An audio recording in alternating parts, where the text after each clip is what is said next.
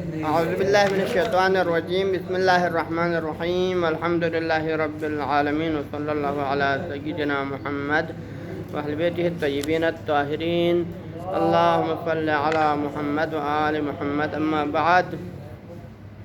اغیون ہماری بحث گفتگو ہماری اس میں ہے کہ ایک بندہ کیا کرتا ہے، معاملہ کرتا ہے کسی مال پر، ٹھیک ہے، ایک بندہ کسی مال پہ معاملہ کرتا ہے اور معاملہ کرتے وقت اس کو پتہ نہیں ہے کہ میں اس کا مالک ہوں، یعنی معاملہ کرنے والے کو پتہ نہیں ہے کہ وہ مالک ہیں، بلکہ وہ سمجھ رہا ہے وہ خود فضولی ہے، غیر مالک ہیں، اور بعنوان فضولی معاملہ کرتا ہے۔ اس کے بعد میں پتہ چل جاتا ہے کہ وہ اس کا کیا تھا، مالک تھا۔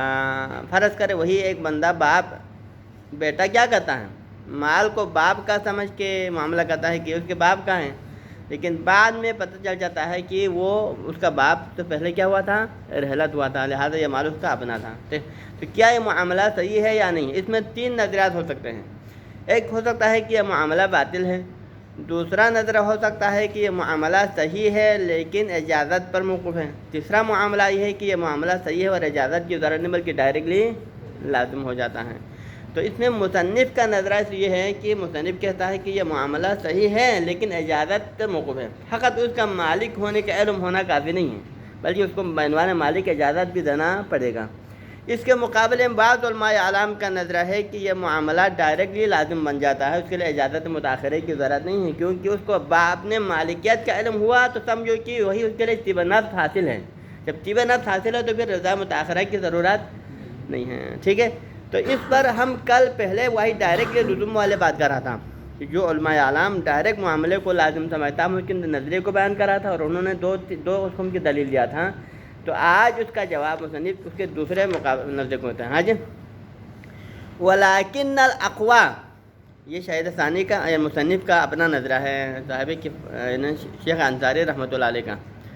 ولیکن الاقوی وفاقا للمحقق والشہید الثانیین، ہمارے نظر میں اقوا نظریہ اس موضوع کے اوپر کہ جب انسان معاملہ کرتے وقت اپنے آپ کو غیر مالک سمجھے لیکن بعد میں پتہ چلے کہ وہ اصل میں مالک تھا، تو پھر اس میں اقوا نظریہ کیا ہے، وفاقا للمحقق والشہید الثانیین، یعنی یہ جو ہم نظریہ اپنا رہے ہیں کس کے مطابق ہے، شہید ثانی اور محقق ثانی کے رائے کے موافق ہیں، یعنی شہید ثانی اور محقق ثانی کا بھی یہی نظریہ ہے اور یہی ہمارا بھی نظریہ ہے۔ وہ کیا ہے، وہ نظریہ کیا ہے کہ یہ معاملہ صحیح ہے لیکن وقوف ہو علی الاجازہ، لیکن ڈائریکٹلی لازم نہیں ہے، یعنی ڈائریکٹ سے پہلے نظرے میں کہا، بعض علماء نے کیا کہا تھا کہ یہ معاملہ ڈائریکٹ لازم ہے، اجازت کی ضرورت نہیں ہے، لیکن اس کے مقابلے میں ہمارا نظریہ کیا ہے، معاملہ صحیح ہے لیکن وقوف ہو علی الاجازہ، یہ اجازت متاخرہ پر موقوف ہے، لیکن ہم اجازت کی ضرورت ہے، اجازت کا محتاج ہے، اجازت پر موقوف ہے، لیکن اس میں دلیل کے حوالے سے تھوڑا فرق ہے۔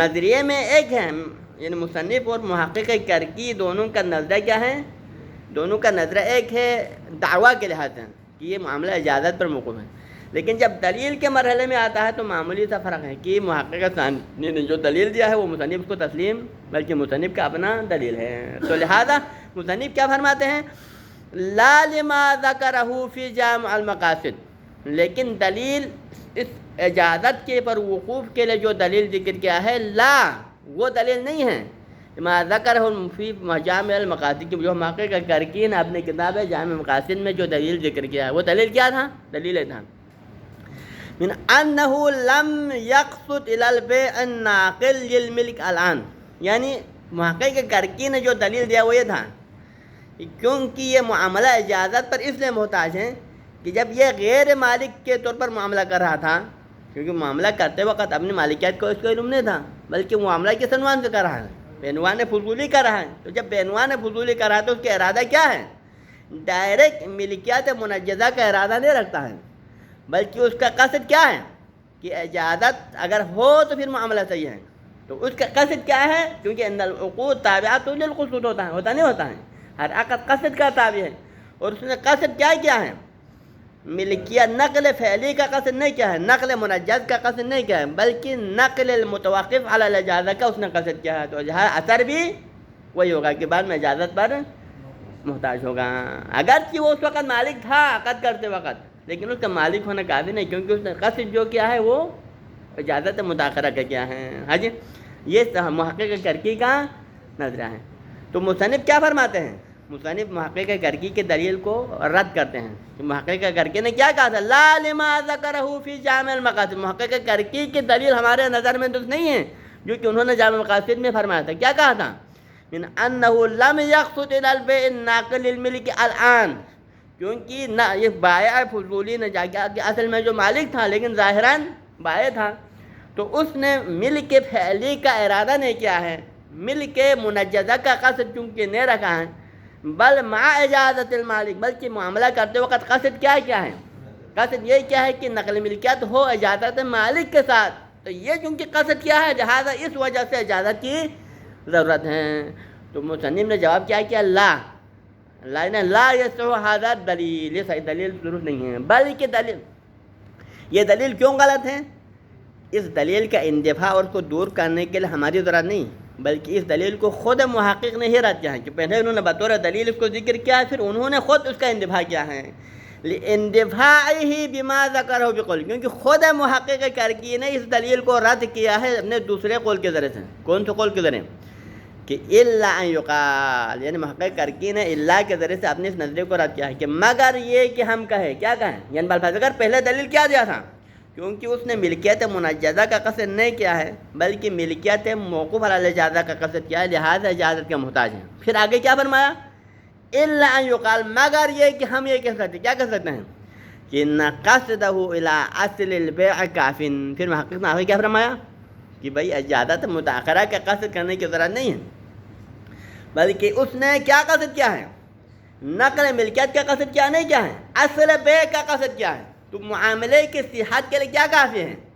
اصل بیع اور اصل نقل ملکیت کا ارادہ کرنا کافی ہے۔ پھر اس کے بعد اس نقل بیع اور اس نقل ملکیت کو اجازت پر معین موقوف کرنا نہ کرنا، یہ سارے چیزیں اس میں شامل نہیں ہیں، کیونکہ اس نقل کی منجزیت کا ہونا، نقل کا متاخر عن الشیء ہونا، یہ ساری چیزیں اصل بیع کی حقیقت سے کیا ہوتا ہے؟ ماہیت سے خارج ہیں، لہذا اصل بیع کا ارادہ کرنا اس کی صحت کے لیے کافی ہے، یہ محقق کر کے نے خود فرمایا ہے۔ تو اس نے اپنے اس بات سے کیا ہے؟ اپنے اس دلیل کو رد کیا ہے۔ وضاحت توضیح ہو، اس اندفاع کی توضیح کے بعد زمین کہا جاتا ہے اندفاع، اس اندفاع کی توضیح کریں ہم کہ اس کی وضاحت یہ ہے کہ ان انتقال المبیع شرعاً، یعنی کسی بھی مبیع کا شارع کے نظر میں نقل ملکیت ہونا، بے کرنے کے بعد اس مبیع کا شارع کے نظر میں منتقل ہونا مشتری کی طرف، مثلا اب آیا یہ نقل ملکیت شارع کے نظر میں کب ہونا چاہیے؟ بمجرد العقد، کہ خود اسی نفس عقد کے ذریعے سے، مجرد عقد کے ذریعے سے، بدون توقف علی شیء، اس کے ذریعے سے نقل ملکیت ہونا، ایک بات۔ او بعد اجازت المالک، یا یہ کہ اس عقد کے اندر جو نقل ملکیت ہے مالک کی اجازت کے ساتھ ہونا چاہے، دوسری بات۔ یہ ساری چیزیں کیا ہیں؟ لیس من مدلول لفظ العقد، عقد کے لفظ کے مدلول میں شامل، جیسے جب بائع بیعتو کہتا ہے نا، عقد کیا ہے؟ عقد یہ ہے کہ بائع بیعتو کہتا ہے اور مشتری قبلتو کہتا ہے، تو یہ بیعتو و قبلتو مل کر کے ایک عقد بنتا ہے۔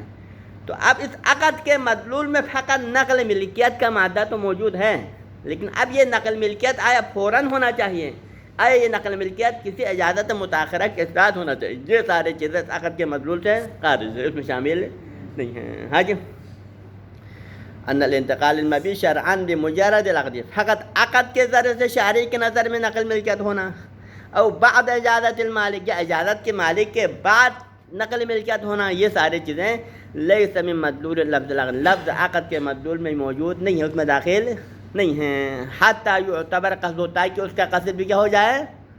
اگر قصد کے عقد کے مدلول میں یہ باتیں شامل ہوتا تو پھر بائع کو کیا ہونا چاہیے تھا؟ اس کا بھی قصد ہونا چاہیے تھا۔ کس کا قصد؟ کہ آیا یہ نقل ملکیت اب یہ ہونا چاہیے یا اس کو بعد میں ہونا چاہیے، اس کا قصد کب ضروری تھا؟ اگر عقد کے مدلول میں ہی شامل ہوتے ہیں، لیکن عقد کے مدلول میں جب یہ شامل نہیں ہے تو ان چیزوں کا قصد جو ضروری، ان کے قصد کس کا ہوتا ہے؟ عقد کے مدلول کا قصد کیا جاتا ہے، اس کے علاوہ کسی چیز ان کے قصد کی ضرورت نہیں ہوتا۔ ہاں جی، حتی یعتبر قصد، ہوتا ہے کہ اس زمانے کا قصد کرنا بھی کیا ہو؟ ضروری ہو۔ او یقدہ قصد خلافہ، یا یہ کہ اس کے برخلاف قصد کرنا قاضی ہو۔ فرض کریں مثلا آپ کہیں کہ عقد کے مدلول میں کیا ہے؟ مجرد نقل ملکیت ہے، لیکن آپ قصد کیا کر رہے ہیں؟ اس کو کسی چیز پر موقوف قرار دینے کا قصد کرتے ہیں، تو پھر کیا ہوگا؟ پھر قصد عقد کے مدلول کے خلاف ہوگا۔ کبھی کیا ہو سکتا ہے، عقد کے مدلول میں کیا ہے؟ اجازت متاخرہ کے ساتھ ہونا، لیکن آپ نے مجرد نقل ملکیت کا قصد کیا، تو پھر اس کا قصد کرنا کیا ہو جاتا ہے؟ عقد کے مدلول کے ساتھ مخالف ہو سکتا ہے۔ لیکن یہ کب ہو سکتا ہے؟ اگر اس عقد کے مدلول میں داخل ہو تو پھر اس کا مخالف قصد کرنے سے معاملہ باطل ہو سکتا ہے، ٹھیک ہے۔ وَإِنَّمَا هُوَ مِنَ الْأَحْكَامِ الشَّرْعِيَّةِ، بلکہ یہ سارے چیزیں یعنی عقد کا مدلول میں اور اس کا جز ہونا شیء وَكَوْنُ حُكْمًا شَرْعِيًّا شیء آخر، یہ دونوں الگ چیزیں ہیں۔ تو لہذا نقل ملکیت کا ابھی ہونا یا نقل ملکیت کا بعد میں ہونے والے چیزیں یہ عقد کے مدلول کا جز نہیں ہیں، بلکہ یہ ساری چیزیں کیا حکم شرعی ہیں۔ اس کا حکم کس نے لگانا ہے؟ شارع نے لگانا ہے۔ اب وہ شارع کا یہ حکم کبھی کیا ہوتا ہے؟ موضوع کے حوالے سے مختلف ہوتا ہے۔ کبھی شارع کے حکم تقاضا کرتا ہے کہ نقل ملکیت ابھی ہو، مثلا کب؟ اگر عقد کرنے والا خود مالک ہو، اور کبھی حکم شارع تقاضا کرتا ہے کہ نقل ملکیت کب ہو؟ کسی شرع متاخر کے ساتھ ہو، کب؟ اگر عقد کرنے والا مالک نہ ہو بلکہ فضولی ہو، تو پھر یہ احکام شرعی کیا ہوتا ہے؟ موضوع کے مختلف ہونے سے بدل جاتا ہے۔ تو لہذا انما ہوا من الاحکام الشرعیہ، یہ سارے چیزیں ہوا کا ضمیر کہاں جاتا ہے؟ کہ کونہ نقلا منجزا او نقلا متاخرا او متوقفا علی شیء آخر، یہ چیزیں ہونا کیا ہے؟ من الاحکام الشرعیہ، یہ احکام شرعی میں سے ہیں، یعنی لیس ہوا جزء من مدلول العقد، عقد مدلول نہیں بلکہ حکم شرعی ہے، العارضہ للعقود، اور یہ عقود کے اوپر عارض ہونے والے احکام میں سے ہیں۔ اور یہ عقود پر عارض کس حساب سے ہوتا ہے؟ بحسب اختلاف العقود، عقود میں اختلاف ہونے کے حوالے سے۔ عقود میں اختلاف کس حوالے سے ہوتا ہے؟ کہ توقف علی الامور المتاخرہ، بعض اوقات عقود کسی امور متاخرہ پر موقوف بھی ہو سکتا ہے، تو تب حکم شرعی بھی کب آئے گا؟ وہی حکم شرعی بھی نقل متاخر کے آ جائے گا۔ وہ آدم، اور بعض اوقات عقود کیا ہوتا ہے؟ عدم التوقف علی بعض الامور المتاخرہ، لیکن بعض اوقات نقل کیا ہوتا ہے؟ حکم شرعی کس کا حوالہ آتا ہے؟ کہ یہ عقود عقد کبھی کسی شے متاخر پر موقوف نہیں ہوتا ہے، اور جب عقد کسی شے متاخر پر موقوف نہ ہو تو پھر شارع کا حکم بھی کب آتا ہے؟ نقل ملکیت کا فعلاً آ جاتا ہے، الان آ جاتا ہے۔ تو لہذا نقل ملکیت کا فعلاً آنا، نقل ملکیت کا متاخر آنا، یہ احکام شرعی ہے، اور عقد کے اوپر عارض ہو جاتا ہے۔ کب عارض ہو جاتا ہے؟ عقد کے اختلاف کی وجہ سے، کیونکہ عقد بعض اوقات نقل ملکیت فعلی کا تقاضا کرتا ہے، اور بعض اوقات نقل ملکیت متاخرہ کا تقاضا کرتا ہے، اسی حساب سے حکم شرعی بھی آ جاتا ہے، ٹھیک ہے جی۔ یہ دلیل اول ہے، یہ محقق کرکی کی بات کی وضاحت میں پہلا پوائنٹ۔ دوسرا پوائنٹ نمبر 2، اور دوسرا پوائنٹ یہ ہے کہ ان عدم القصد المذکور لا یقدح بناء علی الکشف، کیونکہ ہمارے اکثر علماء کا نظر یہ ہے کہ عقد فضولی میں اجازت کو کیا سمجھتے ہیں؟ اجازت کو کاشف سمجھتے ہیں، اور جو اجازت کو کاشف سمجھتے ہیں ان کے نظر میں اگرچہ اجازت 2 مہینے بعد 5 مہینے بعد آئے، لیکن نقل ملکیت کب ہوتا ہے؟ ہی عقد ہوتا ہے نا۔ تو لہذا اس صورت میں اگر کوئی یہ قصد کرے، فرض کریں کیا قصد کریں؟ نقل ملکیت کو متوقف علی المتاخر، اگرچہ اجازت تو بعد میں آنا ہے، لیکن پھر بھی اگر یہ بائع فضول اپنے عقد میں قید لگائے، کیا لگائے؟ کہ میں ابھی تو نقل ملکیت تو کر رہا ہوں، لیکن یہ نقل ملکیت متوقف علی الاجازت المتاخرہ ہے، اس طرح کا اگر قصد کرے تو پھر یہ کشف والے نظریے کے تحت سرے سے عقد کی صحت میں اشکال پیدا کر سکتا ہے، عقد کی صحت کے لیے مضر ہو سکتا ہے۔ کیسے؟ کیونکہ اس کا تقاضا یہ ہے کہ یوں ہے اجازت ہوگا، نقل ملکیت بھی کب ہونا چاہیے؟ اجازت کے دن، جبکہ اجازت کی کشفیت کا مطلب کیا ہے؟ اجازت بعد میں ہے، لیکن یہ کشف کس کو کر رہا ہے؟ عقد کے وقت نقل ملکیت کو کشف کرتا ہے۔ تو لہٰذا آپ کے نقل کا اجازت کے ساتھ متوقف کرنا یہ عقد کی صحت میں اشکال پیش ہو سکتا ہے کشف والے رائے کے تحت، ہاں جی۔ تو لہٰذا اگر یہ سرے سے قصد نہ کرے تو خود بخود کیا ہوگا؟ عقد کا جو تقاضا ہے وہ خود بخود ہو جائے گا، نقل ملکیت اجازت متاخرہ جو حاصل ہوگا عقد کے دن سے نقل ملکیت ہو جائے گا۔ لیکن اگر وہ اپنے نقل کو ہی اجازت متاخرہ کے ساتھ موقوف کرے تو کیا لازم ہے گا؟ پھر نقل ملکیت کب ہونا لازم آئے گا؟ اجازت کے دن سے، جبکہ کشفیت کا مطلب کیا ہے؟ عقد کے دن سے نقل ملکیت ہونا لازم آتا ہے۔ تو یہ قصد کرنا عقد کے لیے اشکال آ سکتا ہے، لیکن قصد نہ کرے تو کوئی مشکل نہیں ہے۔ ان عدم القصد المذکور، یعنی اس قصد مذکور کا نہ ہونا، کون سا قصد مذکور کا؟ کہ نقل کو اجازت متاخرہ کے ساتھ یہ ہے معلق کرنے کے قصد نہ کرنا، یہ بات کیا ہے؟ لا یقدح فی صحت العقد، عقد کی صحت کے لیے کوئی مشکل پیدا نہیں کرتا ہے، عقد کی صحت کے لیے کوئی ضرر نہیں پہنچا سکتا ہے۔ یہ کس نظریے کے تحت؟ بناء علی الکشف، اگر اجازت کو کاشف ماننے کے صورت میں، بلکہ کیا ہوتا ہے، بل قصد النقل بعد الاجازہ ربما يحتمل قدح، بلکہ اس کے برخلاف میں اشکال آ سکتا ہے کہ اگر کوئی بندہ اس عقد کو، عقد فضولی کے اندر اس کو اجازت متاخرہ کے ساتھ نقل کرنے کا قصد کریں، یہ نقل ملکیت تو ہوگا کب، اجازت ملنے کے صورت میں، تو اس طرح کا قصد کرنا ربما يحتمل قدح، اس میں جو ہے عقد کی صحت کے لیے مضر ہونے کا احتمال ہے۔ کیوں؟ کیونکہ عقد فضولی کے مقتضا کے کاشفیت والے رائے کے مقتضا کے خلاف ہوگا نا، کیونکہ کاشفیت والے رائے کا نظریہ کیا ہے کہ اجازت تو بعد میں ہے لیکن نقل ملکیت پہلے ہوتا ہے، لیکن اگر آپ اس کو جو ہے نقل ملکیت کو اجازت کے ساتھ مشروط کریں تو پھر یہ کاشفیت والے رائے کے مکمل برخلاف ہوتا ہے، منافی ہوتا ہے، ٹھیک ہے، سمجھ جانا ہے۔ تو لہذا اس بنا پر مصنف نے فرمایا کہ ہمارے نظر میں اجازت متاخرہ کا محتاج ہے، ہم اس عقد کو ڈائریکٹ لزوم کے ہم قائل نہیں ہیں، بلکہ ہم اس عقد کے صحت کے قائل ہیں اجازت متاخرہ کی شرط کے ساتھ، اجازت ضروری ہے، لیکن اس اجازت کے ذریعہ ہونے میں جو دلیل محقق کرکین نے کہا وہ دلیل صحیح نہیں ہے کہ اس نے قصد کیا ہے اس قصد کی وجہ سے زیادہ اجازت کا محتاج ہو، یہ صحیح، بلکہ ہماری دلیل کیا ہے، اجازت کا محتاج ہونے میں ہماری دلیل یہ ہے، ہاں جی، بل فالدلیل علی اشتراط تعقب الاجازہ، لیکن ہمارے نظر میں اس عقد کے لیے تعقب الاجازہ شرط ہے، لیکن اس تعقب الاجازہ کے لیے شرط ہمارے نظر میں دلیل کیا ہے، یہ ہے کہ لزوم عموم تسلط الناس علی اموالہم، کہ الناس مسلطون علی اموالہم، یہ ہماری دلیل ہے کہ اگر ہم یہاں اس عقد کو اجازت متاخرہ کے ساتھ مشروط کرتے ہیں تو کیوں، کیونکہ ہمارے پاس دلیل کیا ہے، الناس مسلطون علی،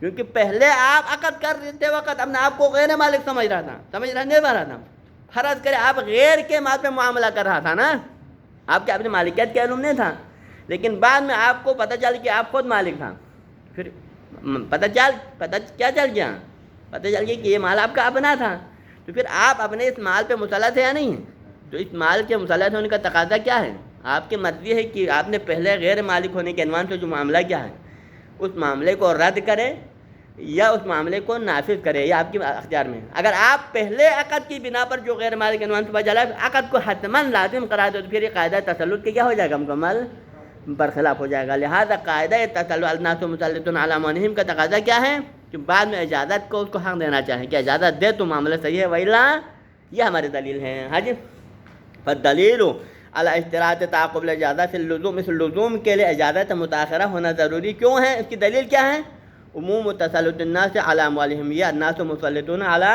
اموالہم ہمارے پاس دلیل ہیں، حج ایک دلیل اول۔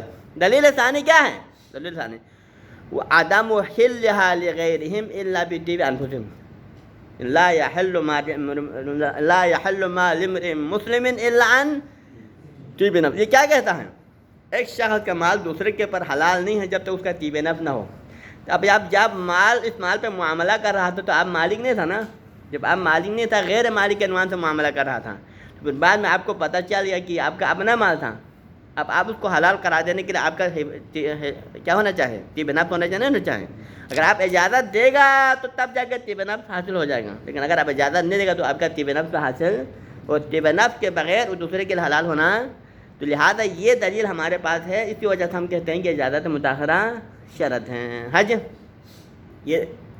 اور تیسری دلیل ہمارے پاس کیا ہے اجازت کا محتاج ہونے کی، حرمت اکل المال الا بالتجارہ عن تراض، حج یا ایھا الذین آمنوا لا تأکلوا اموالکم بینکم بالباطل الا عن تجارۃ عن تراض، یہ ہے نا، تو یہ آیت کریمہ بھی تقاضا کرتا ہے کہ اس کے اوپر مشتری کے اوپر اس مال کے حلال ہونے کے لیے کیا شرط ہے کہ تراضی شرط ہے۔ اب جب آپ غیر مالک کے طور پر یہ مال فروخت کر رہا تھا، آپ کی تراضی یہاں پر نہیں تھا نا، لیکن اب مالک بننے کا علم ہونے کے بعد پھر آپ کی تراضی کب ہوگا، جب آپ اجازت دے گا تو تراضی ہوگا، وإلا تراضی شمار نہیں ہوگا۔ تو لہذا یہ تین دلیل ہے، ان تین دلیل کو مد نظر رکھ کے ہم کہتے ہیں کہ اس معاملے کی لزوم اور صحت کس سے موقوف ہے، اجازت متاخرہ پر موقوف ہے، ڈائریکٹ اس کے مالکیت کا علم ہونا کافی نہیں ہے، ٹھیک ہے، سمجھ آ رہا۔ وبالجملہ پر خلاصہ یہ کلام ہمارا یہ ہوا کہ اکثر ادلۃ اشتراط الاجازہ فی الفضولی جاریۃ ہونا، کہ عقد فضولی عام میں یہ ہمارا مورد تو عقد فضولی کے مصادر میں سے ایک مصداق ہے، بلکہ عقد فضولی کے مصداق سے بھی شاید خارج ہوں، لیکن یہاں پر اجازت متاخرہ پر محتاج ہونے کے لیے ادلہ کون سا ادلہ ہے، کہ جہاں جہاں پر عقد فضولی کے صحت کا اجازت پر موقوف قرار دینے کے لیے جتنے بھی ادلہ ہے وہ سب یہاں جاری ہوتا ہے. یعنی ہم جن جن ادلے کے ذریعے سے عقد فضولی میں اجازت کو شرط قرار دیتے ہیں وہ سارے ادلہ ہمارے اس امام حنفی کے اندر بھی لاگو ہوتا ہے, اور اس وجہ سے یہاں پر بھی اجازت ضروری ہونا لازم آ جاتا ہے. ٹھیک ہے جی. ایک بات اب آتا ہے ان علماء کی دوسری دلیل, یہ ما ذکرنہ میں نہ ذکرنہ کی جو تعبیر ہے یہ تعبیر غلط ہے, کیونکہ یہ دلیل جو دیا ہے مصنف نے نہیں دیا ہے بلکہ ادھر ہے یہ دوسری دلیل اشارہ کس کی طرف ہے کہ یہ ظاہر المحکی عن غیر واحدین ہے. یعنی یہ غیر واحدین نے اس نظرے کو اپنایا ہے کہ یہ معاملہ ڈائریکٹ لزوم اجازت کا محتاج نہیں ہے, اور ان کی دوسری دلیل یہ ہے, ان کی دوسری دلیل کیا ہے, لأن قصده إلى نقل مال نفسه إن حصل هنا بمجرد القصد إلى نقل المال المعين فهو أولى من الإذن. ٹھیک, اور اگر ایسا وإلا توجہ عدم وقوع العدل, انہوں نے دوسری دلیل یہ دیا تھا کہ انہوں نے کہا کہ یہ معاملہ ڈائریکٹ لازم ہے اجازت کا محتاج نہیں. کیوں؟ اس کی دوسری دلیل انہوں نے بتایا تھا کہ یہاں پر کیا ہوا ہے, اس کو اپنی مالکیت کا پتہ نہیں ہے نا.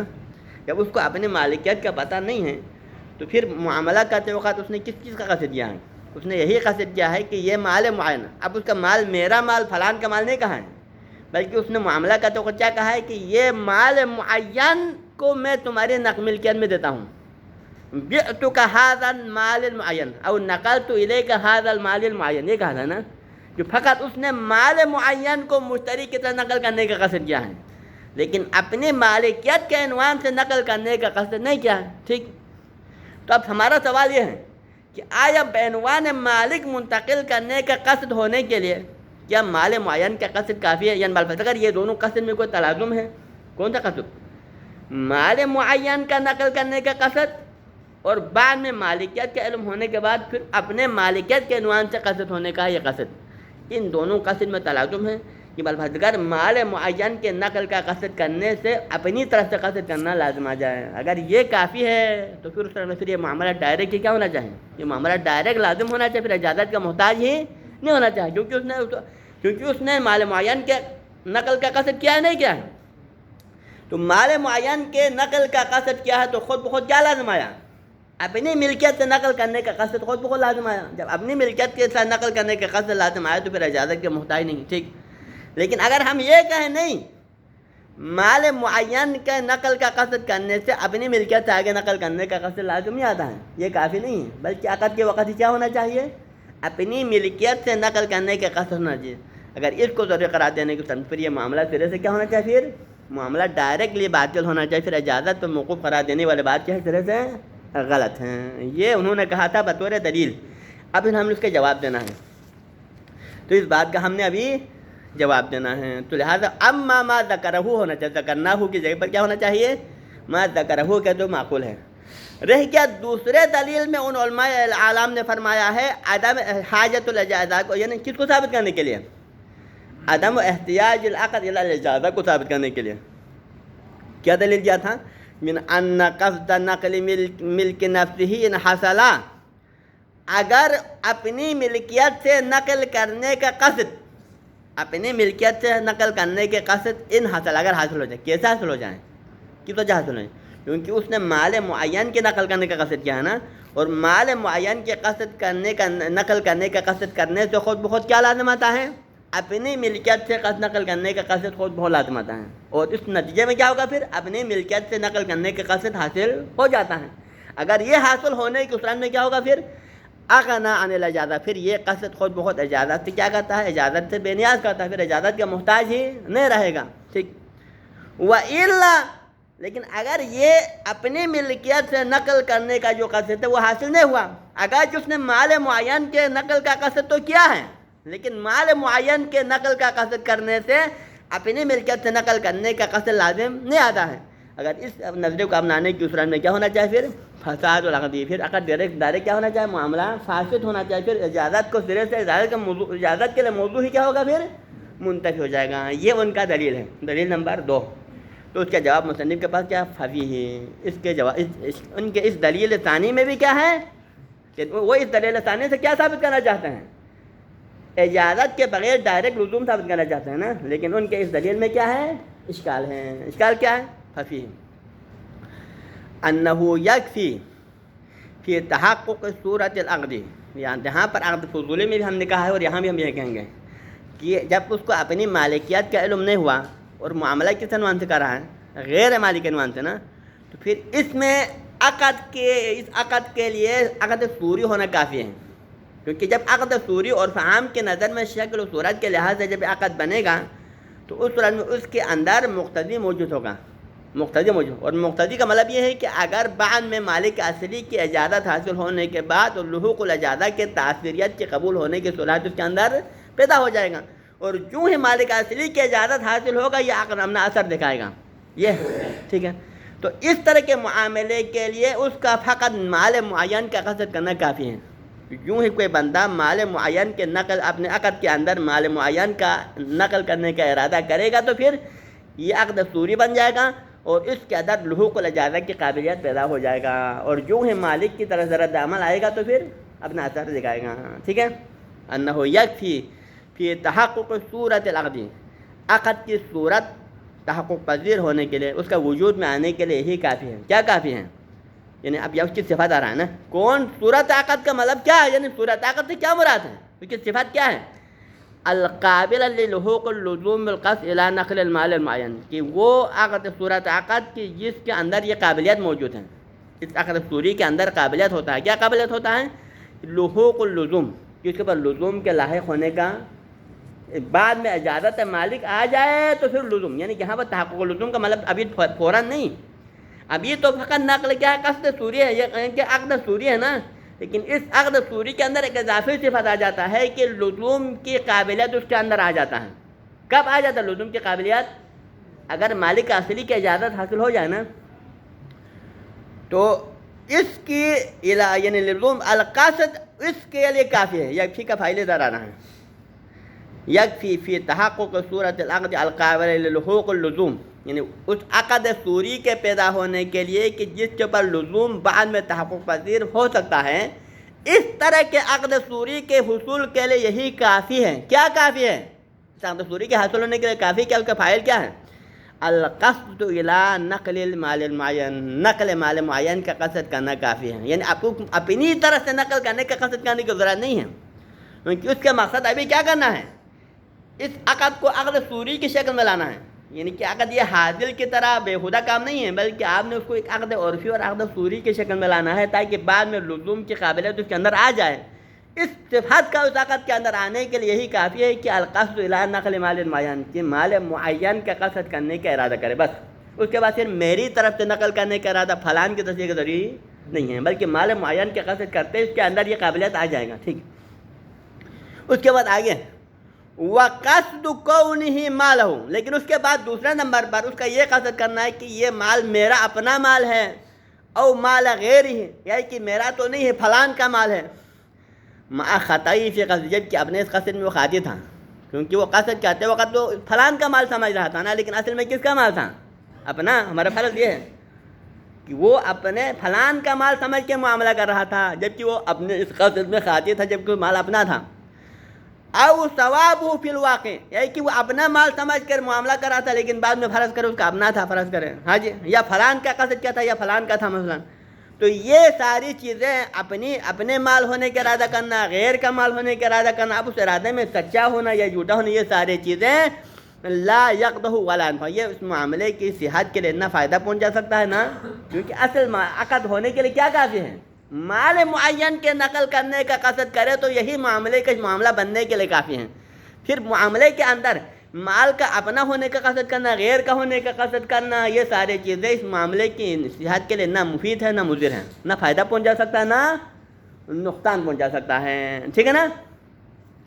وَلِذَا بَنَيْنَا عَلَىٰ صِحَةِ الْعَقْدِ، اسی وجہ سے ہم نے وہاں عقد فضولی کے اندر کس بنا رکھا ہے، عقد فضولی کے اندر اس عقد فضولی کے صحت پر ہم نے بنا رکھا، جبکہ کیا تھا وہاں پر بقصد مال نفسہ، اس عقد فضولی میں فضولی نے کیا قصد کیا تھا، اپنے مال کے عنوان سے فروغ کرنے کا قصد کیا تھا، مع کونہ مالا لغیرہ، جبکہ وہ غیر کا مال تھا نا۔ غاصب نے کیا کیا تھا، غاصب نے غصب شدہ مال کو فروغ کرتے وقت کیا ارادہ کیا تھا کہ یہ مال میرا اپنا ہے، اس ارادے سے فروغ کیا تھا، جبکہ وہ اس کا اپنا نہیں تھا بلکہ مالک اصلی کا تھا، لیکن اس کے باوجود ہم نے اس معاملے کو صحیح قرار دے نہیں دیا، کہ یہ معاملہ مالک کے حق میں صحیح ہو سکتا ہے، اس کے اندر قابلیت آ سکتا ہے، مالک کے اجازت کے حصول کی صورت میں اس کے اندر لزوم کی قابلیت آ سکتا ہے، ہاں جی، اجازت کی شرط کے ساتھ، جبکہ حالانکہ اس نے قصد کیا ہے، اپنے مالکیت کا قصد کیا، جبکہ مال اس کا اپنا نہیں تھا، لیکن پھر بھی ہم نے اجازت کی شرط کے ساتھ معاملے کو صحیح قرار دیا، کیونکہ اس کا یہ قصد اس معاملے کی صحت اور کے لیے کوئی مضر نہیں ہوتا، ٹھیک ہے۔ وَلِذَا بَنِينَ عَلَى صِحَةِ الْعَقْدِ بِالْقَصْدِ مَالِ نَفْسِ مَعَ كُونِهِ مَالًا لِغَيْرِهِ۔ اب آتا ہے دوسرے ایک اور بات، ایک تیسرا پوائنٹ کہ وہ لوگ یہ کہیں گے، وہ لوگ کیا کہیں گے کہ ہمارے پاس یہ بندہ پہلے معاملہ کرتے وقت کیا تھا، معاملہ کرتے وقت اپنے آپ کو کیا سمجھ رکھا تھا، ہمارے ابھی جو کہ ہمارے مان حنفی ہے اس میں اپنے آپ کو فضولی سمجھ رہا ہے، جبکہ مال اس کا اپنا ہے، لیکن بعد میں پتہ چلا کہ میں خود اس کا مالک ہوں، ٹھیک ہے نا، تو پھر اس صورت میں اس معاملے کے لیے کیا شامل ہو جاتا ہے، وہی عدلت طیب نفس کی عدلت۔ کون سا عدلہ؟ اوپر ہم نے 3 عدلہ بیان کیا تھا نا، کہ اوپر کیا کہا تھا، الناس مسلط علی اموالہم لا یحل مال مسلم الا عن طیب نفسہ، ہاں جی، اور تجارہ عن تراضٍ کے یہ جتنے بھی عمومات ہیں نا، اس معاملے کو خود بخود شامل ہے، اگرچہ وہ اجازت نہ بھی دیتا ہے، جبکہ اس کو اپنی مالکیت کا جو ہے علم ہو جائے گا تو فوراً اس، کیونکہ حقیقت میں مالک تھا نہیں تھا، مالکیت کا علم نہیں تھا، مسئلہ الگ ہے، لیکن اصل میں وہی مالک تھا نا، آپ اصل میں آپ مالک بھی ہیں اور آپ معاملہ بھی کر رہے ہیں، تو اس کا مطلب یہ ہے کہ اس معاملے کے لیے یعنی طیب نفس ہونے کے لیے مالک علمی شرط نہیں ہے، گویا کہ ان کی دلیل کا تقاضا یہ ہے کہ مالک علمی معلوم بالمالکیہ کافی نہیں ہے، بلکہ مالک حقیقی ہونا کافی ہے طیب نفس، اور جب یہ مالک حقیقی ہوگا تو پھر طیب نفس بھی شامل ہے اور تجارہ بھی اور رضامندی سب شامل ہو جاتا ہے، اس کے بعد پھر مزید اجازت کی ضرورت نہیں ہے۔ یہ اگر کوئی آ کر دلیل کے طور پر بتائے تو ہم اس کو بھی رد کریں گے، ابھی آ رہا ہے حج۔ وَأَمَّا عدلۃ اعتبار تراضی، یعنی تراضی کا معتبر قرار دینے کا جو عدلہ ہے، یعنی وہ عدلہ جو کسی مال کو دوسرے کے حلال ہونے کے لیے تراضی کو ضروری سمجھتا ہے، وہ طیب نفس، اور وہ عدلہ جو معاملے کے دوسرے کے حلال ہونے کے لیے طیب نفس کو ضروری سمجھتا ہے، تو یہ عدلہ کیا ہے؟ کیا اس عدلے کے صدق آنے کے لیے مالکیت واقعی کافی ہے یا مالکیت حقیقی ظاہری ہونا چاہیے؟ فرماتے ہیں کہ فَهِيَ دَالَّةٌ، یہ عدلہ دلالت کر رہی ہے اور دلالت کرتی ہے کس بات کے اوپر؟ علی اعتبار رضا المالک بنقل مخصوص، کہ بھائی مالک کی رضامندی معتبر ہے لیکن وہ نقل مخصوص کی صورت میں، کہ نقل مخصوص کا اشارہ کیا ہے کہ اگر وہ اپنے مال کے عنوان سے اس کو اپنی مالکیت کا پتہ ہو، اس کو اپنے مالکیت کا پتہ ہو اور نقل کرتے وقت بھی کس عنوان سے نقل کیا ہو؟ اپنے مال کے عنوان سے نقل کیا ہو، تو اس نقل معین کے اوپر مالک کی طیب نفس والی دلیل بھی شامل حال ہوتا ہے اور دیگر تراضی والی دلیل بھی اس کو شامل حال ہو جاتا ہے۔ بنقل خصوص مالہ، یعنی بنقل خصوص مالہ بعنوان انہ مالہ، یعنی اگر وہ اس مال کے اوپر خصوصی نقل ملکیت اس عنوان سے کرے کہ اس کا اپنا مال ہے، یعنی اس کو اپنی مالکیت کا علم ہو، اور اپنی مالکیت کا علم ہوتے ہوئے اپنے مال کے عنوان سے نقل کرے، تو پھر وہاں ڈائریکٹ اس نقل کے اوپر کیا ہوتا ہے؟ طیب نفس حاصل ہو جاتا ہے، تراضی کے دلیل بھی اس کو شامل حال ہو جاتا ہے۔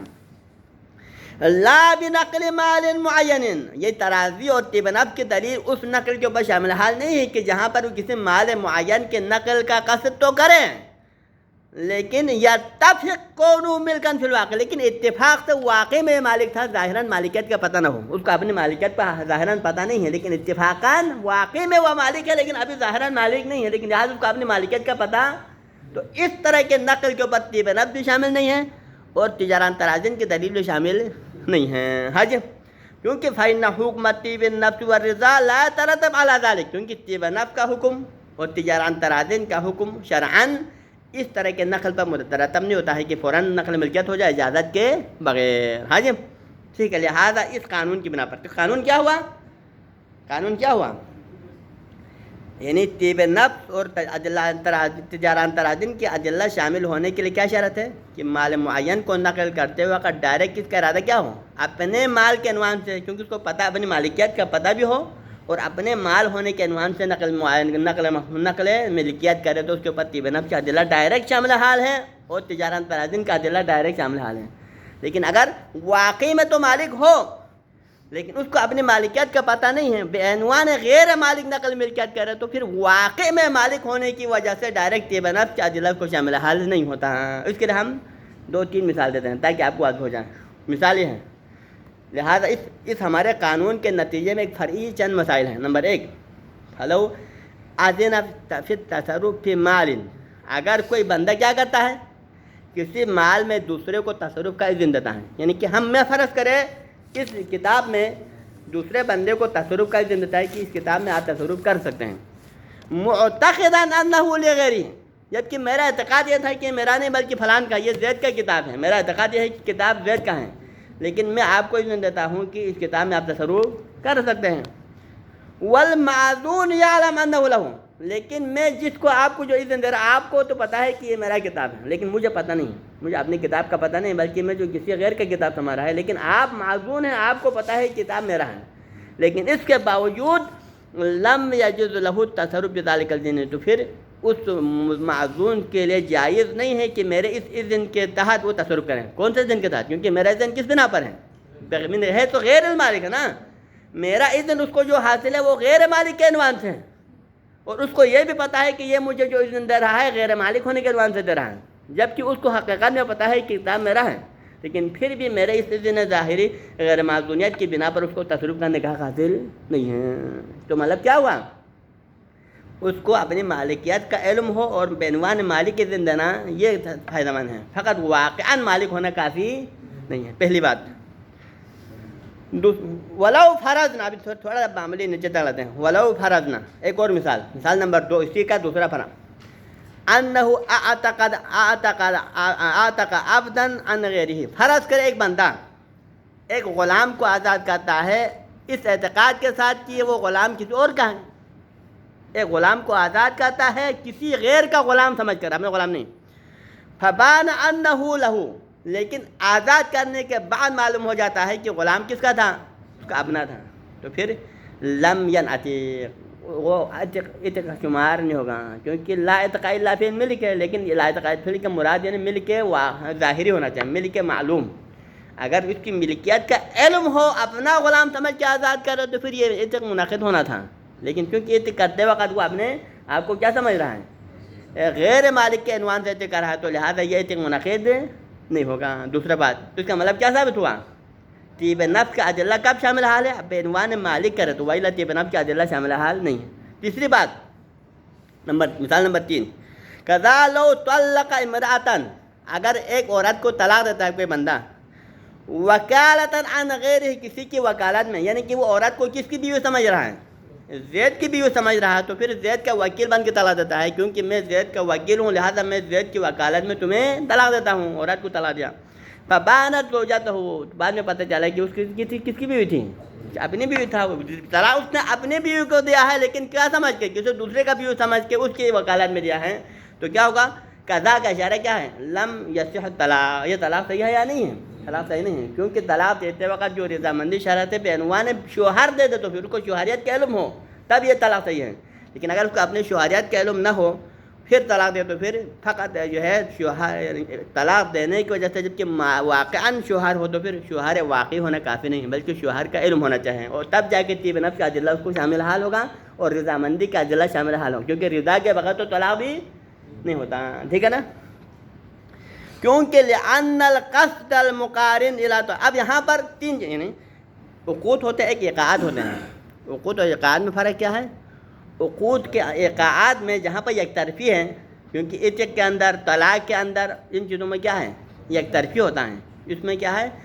ایک طرف سے رضامندی ہو، کرنے والے کی رضامندی کافی ہے، دوسرے والے کی رضامندی کافی نہیں ہے، تو لہٰذا ان چیزوں میں اذن مقارن شرط ہے، طلاق کے لیے اذن مقارن شرط ہے اور عتق کے لیے بھی اذن مقارن شرط ہے۔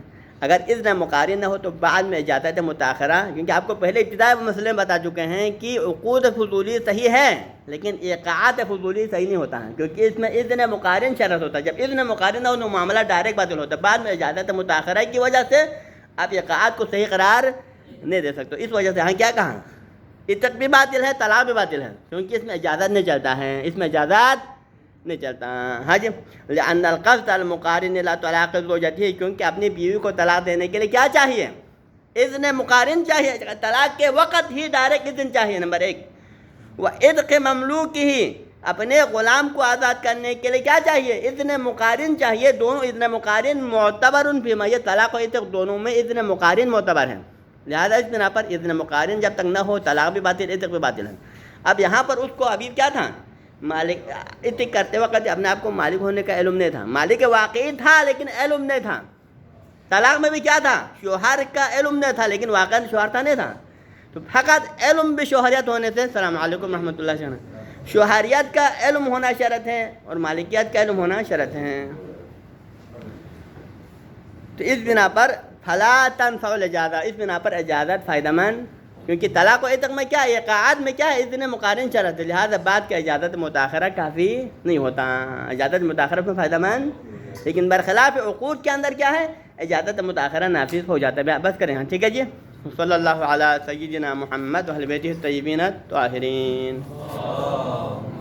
صلی اللہ علیہ